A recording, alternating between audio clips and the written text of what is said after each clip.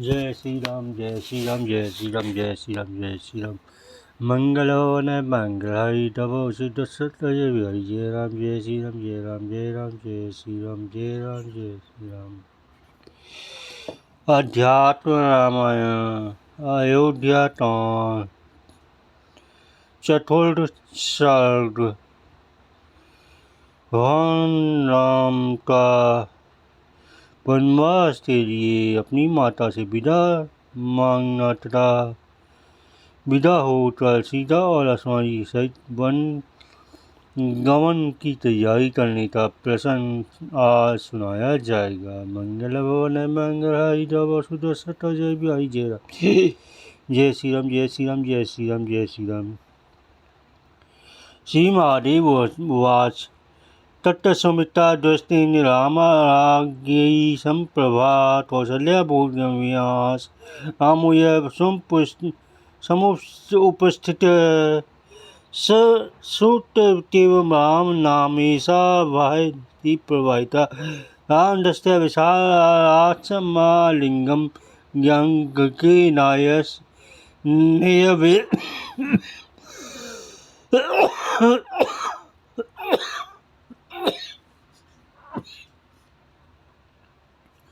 निवेशत मूल ब्राड स्पर्श दात्र नीलोत्पल सर्वी भूषक्व पुटेति च प्राय मिष्ठानम सुधा दलती। श्री महादेव जी बोले पार्वती तब महारानी सुमित्रा ने राम को देखकर संभ्रम पूर्वक महारानी कौशल्या चेत करताती राम खड़े हुए हैं। राम का नाम सुनते वह दृष्टि हुई। उन्होंने विशाल नैन राम की को डले लाता रोड में बैठा दिया। उनका सिर सूंघता उनके नील कमल से हाथ फेरा और कहा बेटा भूख लगी होगी तो मिष्ठान खा लो।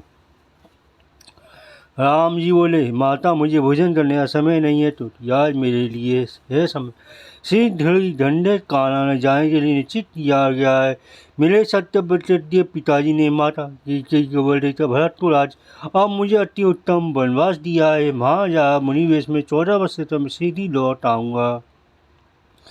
आप किसी प्रकार चिंता न करें। अचानक है बात सुनकर माँ का कौशल चेत होने फिर चेत होने दुस्सागर उल्टी उठा तो राम से कहने यदि राम यदि सचमुच तुम वंशों में जाना चाहती हो तो मुझे भी साथ ले चलो। तुम्हारे बिना मैं तारे शर्मी कैसे जीवित रह सकती हूँ। जिस बार गौ अपनी अल्प व्यस्त वस्त्र छोड़कर अन्यत्र नहीं जा सकती उसी प्रकार मैं भी तुझे अपने प्राण प्रिय पुत्र को नहीं छोड़ सकती। यदि राजा भरत से प्रसन्न तो उन्हें राज भले ही दे दे परंतु मुझे तुझे प्रिय पुत्र वनवास की आज्ञा कैसे दे सकते हैं। कई को बल देकर चाहे महाराज अपना सर्वस्व दे डाले इसमें कोई आपत्ति नहीं किंतु तुमने राजा अथवा कई का क्या बिगाड़ा है। हे राम जिस पिता तुम्हारे गुरु हैं उसी पिता मैं भी तो उनसे अधिक तुम्हारी गुरु माता हूँ तुम्हारी गुरु हूँ। यदि पिता से ने तुमसे वन में जाए है तो मैं तुम्हें लौटती हूँ। यदि मेरे बात का उल्लंघन कर तुम राजा तो आज्ञा से वन चले जाओगे तो मैं प्राण छोड़ यमपुर तो चली जाऊँगी।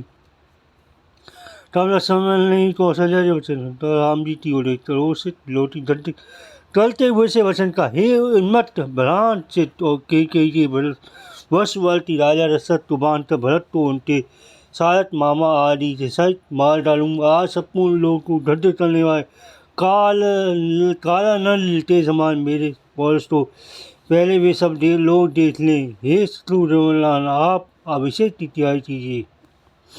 उसमें विजन उपस्थित करने वाले तो मैं हाथ में धनुष बांध लेकर मार डालूंगा। लक्ष्मण जी के बाद शत्रुघ्न जी ने उन्हें गले ला करता हे रघुश्रेष्ठ तुम बड़े शूरवीर और मेरे परम हितकारी हो।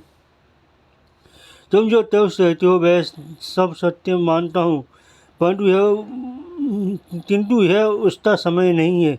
है जो तुझ ये राज दे अरिता देता, वह सब सत्य होता है तो अवश्य तुम्हारा परिश्रम सफल होता, किंतु ये भोग को मेघ रूपी बीकान में चमकती हुई बिजली के समान चंचल है।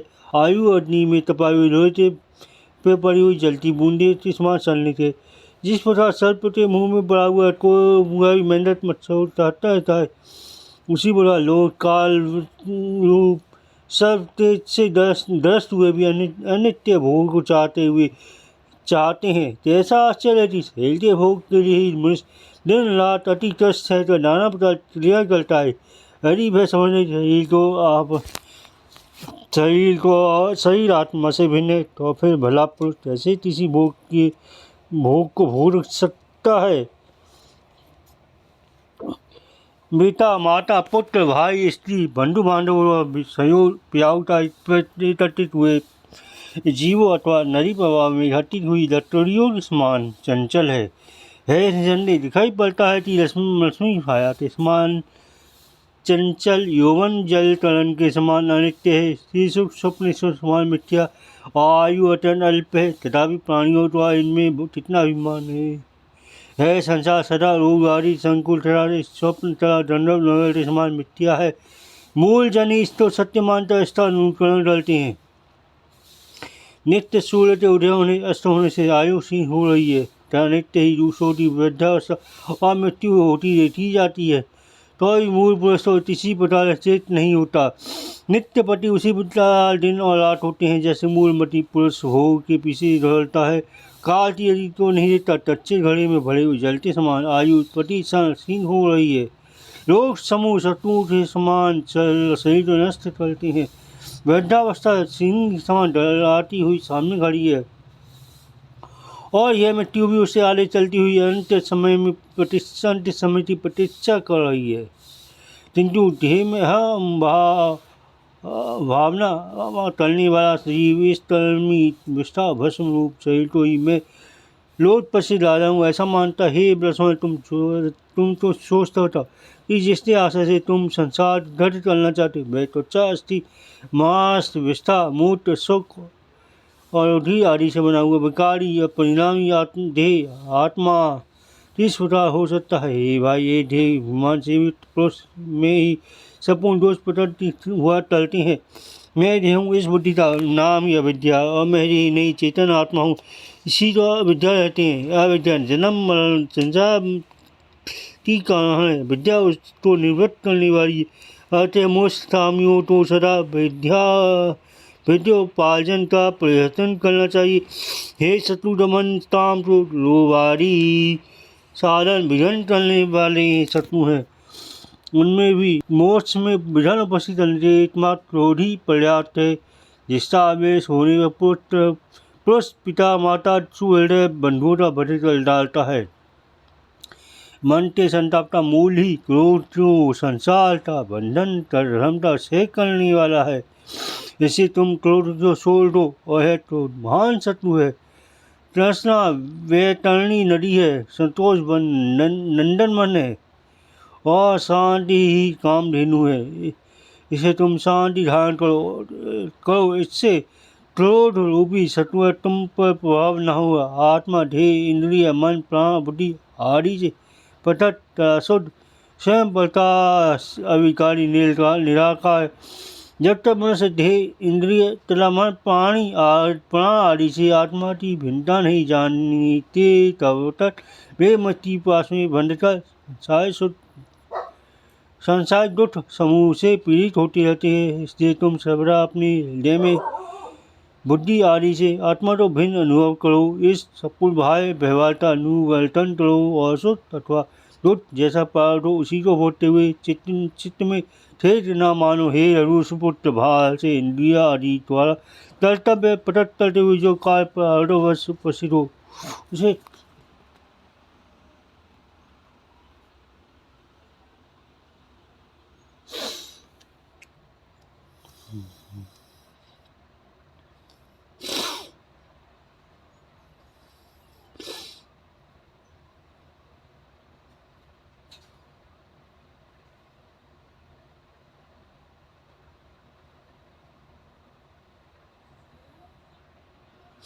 उसे चलते रहने से भी तुम बंधन में नहीं पड़ोगे। भीतर तेरा द्वेष सहित अशुद्ध स्वभाव रहने का तुम कर्मोटे से लिप्त ना हो। मेरे सपूर्ण तथंता तुम सबरा अपने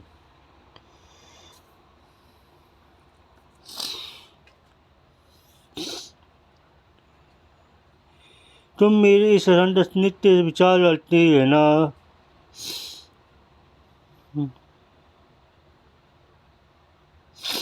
और मेरे इस फिर मिलने की प्रतीक्षा चलती है ना। तुम्हें अधिक काल का दुख ना होगा।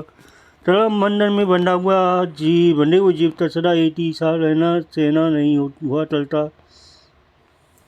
जैसे नदी के प्रवाह में पड़कर बहती हुई गोंद ना वे सदा चल साथ साथ नहीं चलती। माता यह 14 वर्ष की अवधि आधे साल के समान बीत जाएगी।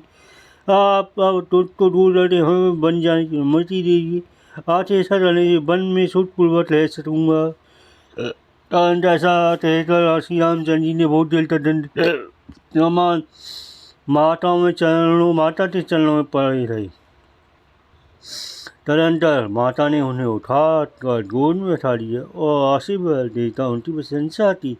वे बोली, तुम्हारे चलते बैठते अथवा सोते हुए गंधर्व से ब्रह्मा विष्णु शिव आदि संपूर्ण देवता तुम्हारी सर्वदा रक्षा करें। इस प्रकार बारम्बार हृदय से लाता माता ने राम को विदा किया। तब लक्ष्मण जी में राम जी से आंखों में आनंद आंसू भरता जज्बानी से बोलने लगा, हे राम, आपने मेरे आंतरिक संदेह दूर कर दिया। अब मैं आपकी सेवा करने की आपके पीछे पीछे चलूँगा। आप इसके लिए आज्ञा कीजिए। हे प्रभु, आप मुझ पर कृपा कीजिए, नहीं तो मैं प्राण छोड़ दूँगा। तब रघुनाथ जी ने समझ सका, तुम बहुत अच्छा, चलो देरी ना करो। तदंतर सीतापति भगवान राम सीता जी को समझाने के लिए चले और अपने महल में पहुँचे। तब मंद मुस्कान पूर्वक बोलने वाली सीता जी ने पाटी दे सुमन पातों जा लेगा भट्टी उनके चरण हुए और स्वामी की ओर देखते हुए पूछा, देव, इस समय में सेना के बिना आप कैसे आए हैं? आप पढ़ाते काल कहाँ चले गए थे? आपका श्वेत सत्र कहाँ है? बाजू का बंजना क्यों बंद हो गया है? और आप आयोचित आभूषणों से रहित क्यों हैं? आप मंत्री आया से बड़े खाट बात से क्यों नहीं आए? सीता जी के सवाल पूछने में श्री रामचंद्र जी ने मुस्कुराकर कहा, हे सोवे, पिताजी ने मुझे दंड कराने का संपूर्ण राज्य दिया है। अतः हे भामनी, मैं सीधी उसका पालन करने के बाद जाऊँगा। मैं आज ही बन तो जाऊँगा। तुम अपनी सास से पा जाता, उनकी सेवा सुरक्षा में रहो। मैं झूठ नहीं बोलता। श्री रामचंद्र जी के सवाल देने सीता जी भयभीत होकर अपनी महात्मा होकर था, आपके महात्मा पिताजी ने आपको बन जानता राज्य क्यों दिया है? तब श्री रामचंद्र जी ने प्रसन्न होकर कहा, हे नदी, राजा ने प्रसन्नतापूर्वक कीकई को वरदान देकर भरत को राज्य और मुझे वनवास दिया है। देवी कीकई ने मेरे लिए 14 वर्ष वन में रहना मांगा था। तब सत्यवादी दयालु महाराज ने देना स्वीकार कर लिया। अतः हे भामिनी, मैं शीघ्र ही वहाँ जाऊँगा। तुम इसमें किसी प्रकार का परिधन खड़ा ना करना। शाम संजी के ऐसे वचन सुनकर सीता जी ने प्रश्नपूर्वक कहा, पहले मैं बन जाऊँगी, उससे पीछे आप आना। हे आरव, मुझे सोच रहा आप तो वन में जाना उचित नहीं है।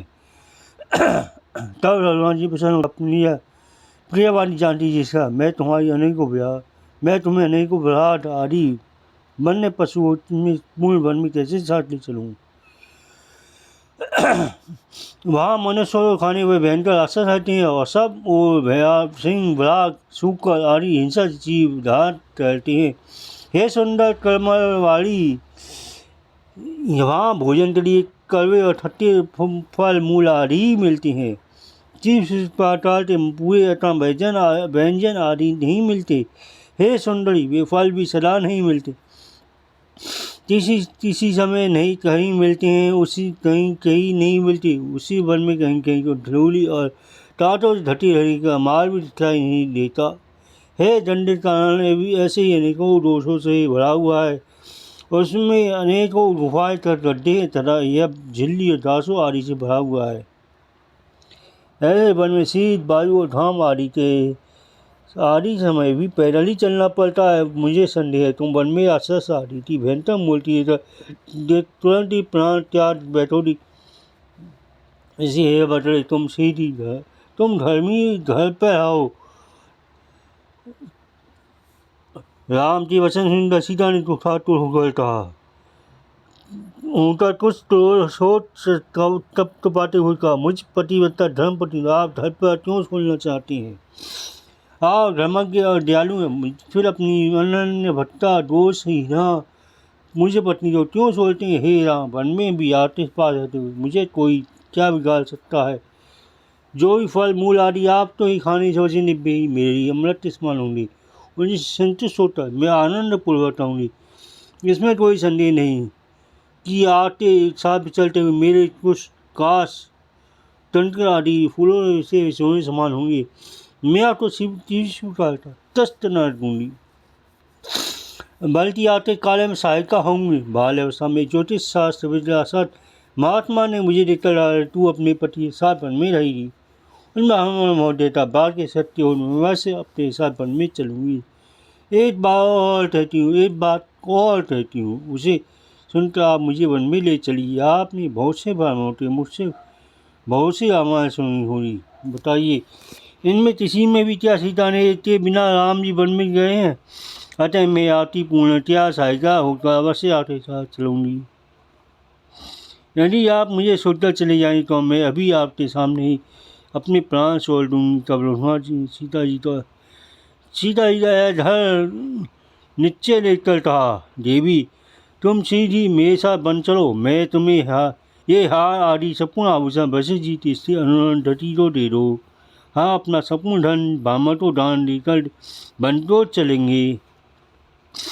ऐसा रहता भगवान राम ने लक्ष्मण जी द्वारा भक्तिपूर्वक ब्राह्मण को बुलवाया और रघुकुल केतु भगवान राम ने प्रसन्नतापूर्वक सैकड़ों गौ के झुंड बहुत सा धन दिव्य वस्त्र आभूषण कुटुंबी तथा विद्वान और शील संपन्न ब्राह्मण को दिए। सीता जी ने अपने मुख्य आभूषण अरुंधति जी को दे दिए तथा अपनी माता के सेवकों को भी राम ने बहुत सा धन दिया। इस पर अपने अंतःपुरवासी सेवकों पुरवासी देशवासियों तथा ब्राह्मण को उन्होंने बहुत सा धन दिया। इधर लक्ष्मण जी ने अपनी माता सुमित्रा को कौशल्या जी को सौंप दिया और अपने हाथ में धनुष लेकर राम के सामने आकर खड़े हो रहे। राम लक्ष्मण सीता सब महाराज दशरथ के पास चले। सहस्त्रों कामदेव तो समान सुंदर श्याम छवि वाले भगवान राम सीता छोटे भाई लक्ष्मण सहित अपनी कांडी से दसों दिशाओं प्रचारित करते हुए धीरे धीरे राजमार्ग से चले। उस समय जो पूर्ववासी जनपदवादी लोग टोटल बस आनंदमयी दृष्टि से उनकी ओर देख रहे थे उनको देखते हुए अपने चरण स्पर्श संपूर्ण संसार से पवित्र करते हुए वे अपने पिता के पास पहुँचे।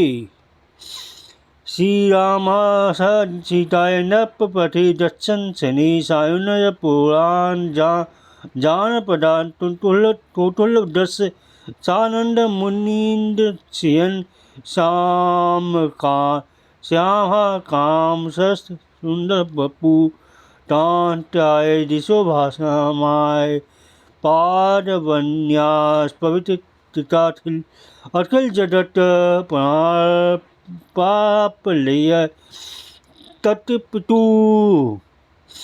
श्रीमद् अध्यात्म रामायण उमामहेश्वर संवादे अवधूतांडे चतुर्थसर्ग। ओम जय श्री राम जय श्री राम जय श्री राम जय राम जय श्री राम जय श्री राम जय श्री राम जय श्री राम।